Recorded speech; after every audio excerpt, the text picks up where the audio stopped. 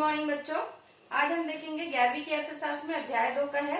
अर्थशास्त्र में सांख्यिकी का महत्व, क्षेत्र, उसका सांख्यिकी की विषय सामग्री में देखेंगे। महत्व आगे देखेंगे।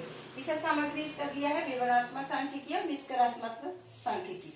विवरणात्मक सांख्यिकी में देखेंगे विवरण दिया जाता है सांख्यिकी में कौन कौन से हम नियमों का पालन करते हैं, नियमों को उसमें दर्शाते हैं। सांख्यिकी अध्ययन करने के लिए हमको ग्राफ की जरूरत पड़ेगा, या हम उसमें माप बना सकते हैं, या हम उसको माध्य के द्वारा, विचलन के द्वारा, बहुलक के द्वारा हम उसको अध्ययन कर सकते हैं। उसमें विवरण दिया जाता है, तो इसको विवरणात्मक सांख्यिकी द्वारा हम अध्ययन कर सकते हैं। दूसरा दिया है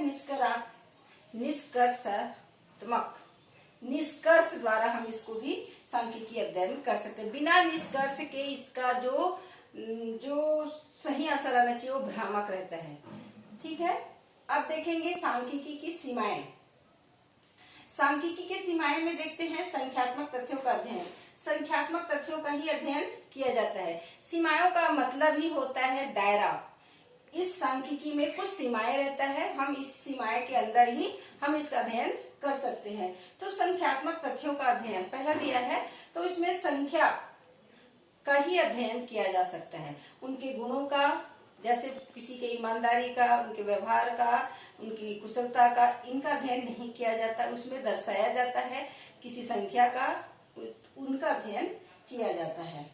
दूसरा दिया है केवल समूहों का अध्ययन। इसमें समूह का अध्ययन किया जाता है, एक अकेले का नहीं। उसमें बहुत सारे का तुलनात्मक समूह रहेगा, तभी हम तुलनात्मक अध्ययन कर सकते हैं। तो इसमें समूह रहेगा तभी उसका अध्ययन किया जाता है, एक अकेले का नहीं। तीसरा दिया है समरूपता की कसौटी। इसमें समान रूप होनी चाहिए, ये नहीं कि हम बहुत सारे समूह का अध्ययन कर रहे हैं तो एक का हम वजन नाप रहे हैं, एक का हाइट और एक का हेल्थ नाप रहे हैं। ठीक है, तो इसमें हमको सबका वजन नाप रहे हैं तो सबका वजन नापेंगे, सबका हाइट नाप रहे हैं तो सबका हाइट का अध्ययन करेंगे, तुलना करेंगे। तो समरूपता होनी जरूरी है। तो सांख्यिकी में जैसे हम देख भी सकते हैं कि आने वाले पिछले 10 सालों में हमारे देश में वर्षा का प्रतिशत कितना रहा, तो हम क्या अध्ययन करें, पिछले 10 सालों में सिर्फ वर्षा का करें, तो वर्षा ही का करेंगे तो हमको उसमें समरूपता दिखेगा।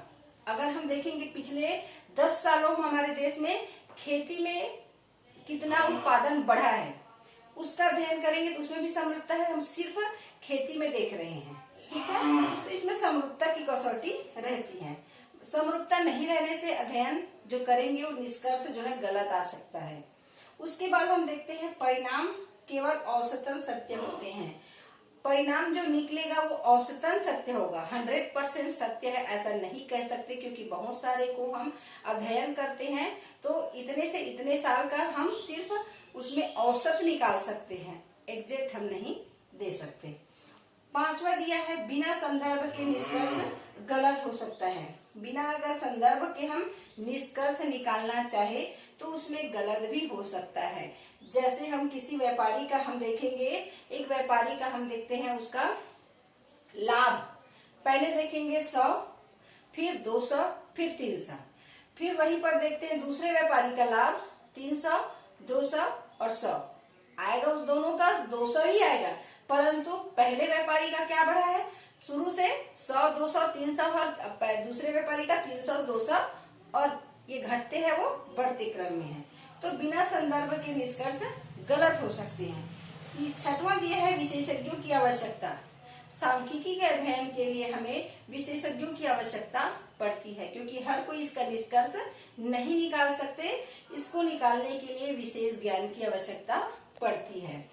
तो आम व्यक्ति इसका निष्कर्ष नहीं निकाल सकते, क्योंकि नियम से ही चलता है। जैसे विज्ञान का नियम होता है वैसे ही इसमें भी नियम लगता है, तो इसको साधारण व्यक्ति अध्ययन नहीं कर सकता। सातवां दिया है दुरुपयोग संभव। इसका दुरुपयोग भी हो सकता है, संभव है, क्योंकि अगर हम चाहें तो पहले जो निष्कर्ष निकाले हुए हैं उसी के हमको अगर लगता है कि चलो जाने दो, हम पहले निकाल चुके हैं, उसी के आधार पर इसको भी निकाल सकते हैं, तो इसका दुरुपयोग भी हो सकता है। पहले का नकल करते हुए हम जैसे है 2 कॉपी भी उतार सकते हैं, तो हम इसका दुरुपयोग भी कर सकते हैं। आगे हम देखेंगे सांख्यिकी के जो कार्य है और उसका महत्व है, आगे के अध्याय में देखेंगे। धन्यवाद।